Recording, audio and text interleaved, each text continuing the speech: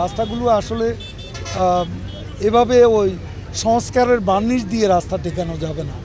অনেকগুলো রাস্তা বুড়ো হয়ে গেছে। এই বুড়ো রাস্তাগুলোর আমূল পরিবর্তন দরকার, সংস্কার দরকার। এগুলোকে নতুন করে নির্মাণ করা দরকার। মানে এত আগে নির্মাণ হয়েছে যে এগুলো এখন ওই মাঝে মাঝে কিছু কিছু চুনকাম করে বা সংস্কারের বার্নিশ দিয়ে এগুলোকে রক্ষা করা যাবে না। যোগাযোগ মন্ত্রী ওবায়দুল কাদের সোনারগাঁও সংযোগ সড়ক ও ঢাকা চট্টগ্রাম মহাসড়ক পরিদর্শন শেষে সাংবাদিকদের আজ এসব কথা জানান। তিনি জানান, বর্তমানে হাইওয়ে সড়কগুলো চলাচলের অত্যন্ত উপযোগী। কোরবানির ঈদে সাধারণ জনগণ যাতে স্বস্তিতে যাতায়াত করতে পারে সেজন্য আগাম প্রস্তুতির কথাও জানান যোগাযোগ মন্ত্রী। আমরা এখন থেকে কাজ শুরু করেছি।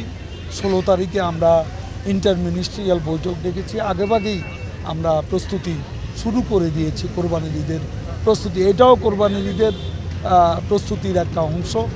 আমি 4 লেন দেখতে দেখতে লাকসাম রোড দিয়ে নোয়াখালী পর্যন্ত যাব এবং রাস্তার অবস্থা দেখব এবং সামনের ঈদের জন্য পর্যায়ক্রমে অন্যান্য রাস্তায়ও আমি যেভাবে ভিজিট করি ঠিক সেভাবে ভিজিট করি।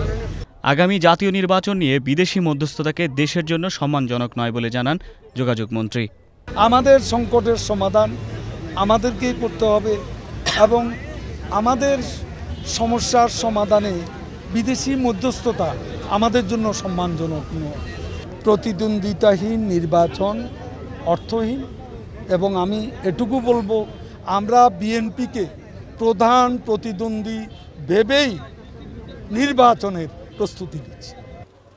কুমার বিশ্বজিৎ রায়, বাংলাদেশ টেলিভিশন, ঢাকা।